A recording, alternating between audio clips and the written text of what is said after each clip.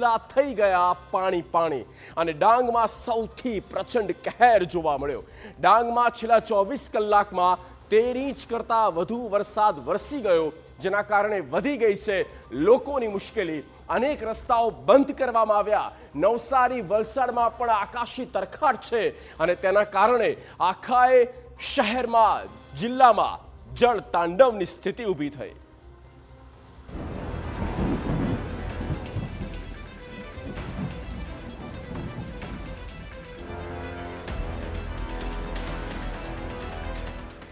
દક્ષિણ ગુજરાતમાં ફાટી વાવ।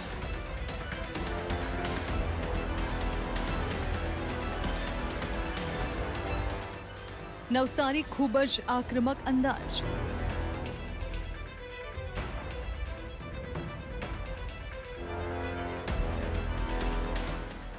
વલસાડમાં આકાશી તરખાટ।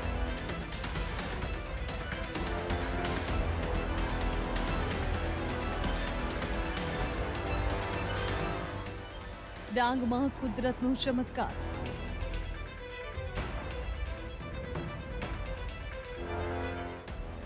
એક સાથે જ્યારે 5 વરસાદી સિસ્ટમ એક્ટિવ થઈ જાય છે ત્યારે કેવા હાલ થાય છે તે આપ પોતે જોઈ શકો છો।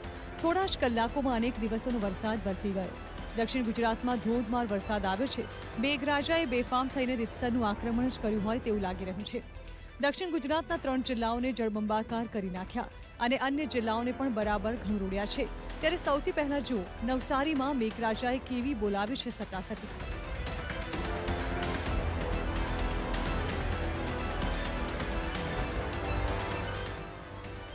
નવસારીમાંથી પસાર થતી તમામ નદીઓમાં હાલ આવ્યા છે ઘોડાપૂર।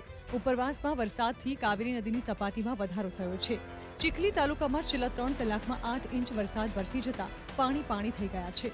હાલ કાવેરી નદીની સપાટી 10 ફૂટ પર પહોંચી છે। કાવેરી નદીની ભયજનક સપાટી છે 19 ફૂટ। હાલ ચિંતાની કોઈ વાત નથી, પરંતુ આગામી 48 કલાક ભારે વરસાદની આગાહી છે, જેથી તંત્ર એલર્ટ થયું છે। કાવેરી નદી પરનો કોઝવે ઓવરફ્લો થઈ જતા 10 ગામને એલર્ટ કરવામાં આવ્યા છે।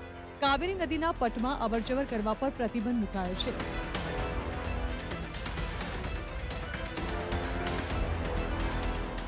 પૂર્ણા અને અંબિકા નદીમાં પણ ધોધમાર વરસાદ બાદ ઘોડાપૂરની શક્યતા છે। હાલ અંબિકા નદીની જળસપાટી 8 મીટર પર પહોંચી ગઈ છે। અંબિકા નદીની ભયજનક સપાટી 28 મીટર છે। પૂર્ણા નદીની હાલની સપાટી 10 ફૂટ પર પહોંચી છે।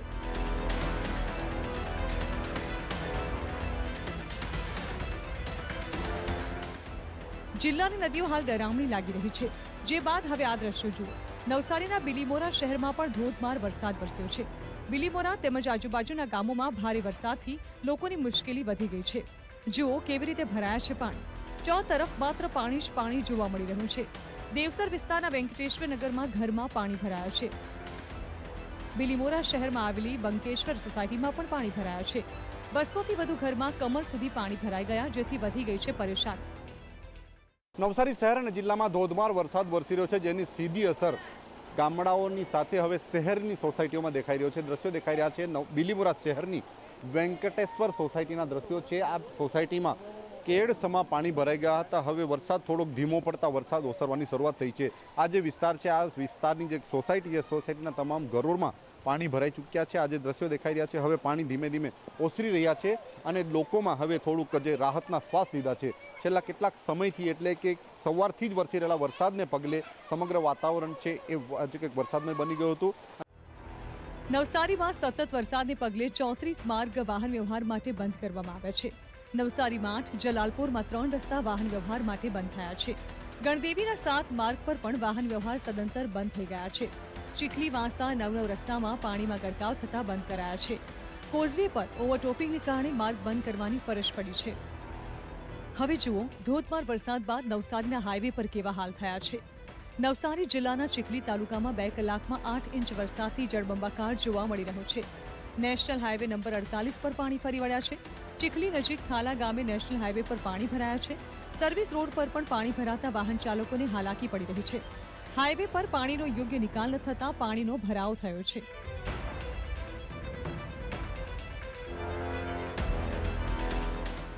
હવે જુઓ નવસારી બાદ વલસાડના મેઘરાજાએ કેવા હાલ કર્યા છે તે। આ વલસાડ શહેરની સોસાયટીઓના હાલ છે, જ્યાં પાણી જ પાણી જોવા મળી રહ્યું છે। રસીન પાર્ક અને સત્યમ સોસાયટીમાં ઘરોમાં પાણી ફરી વળ્યા છે।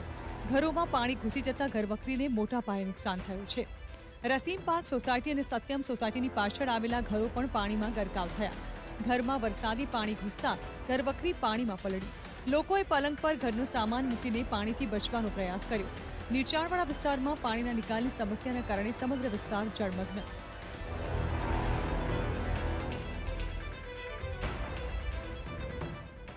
હવે જુઓ, અહીં તો પાણીનો વિસ્ફોટ થયો હોય તેવા દ્રશ્યો જોવા મળી રહ્યા છે.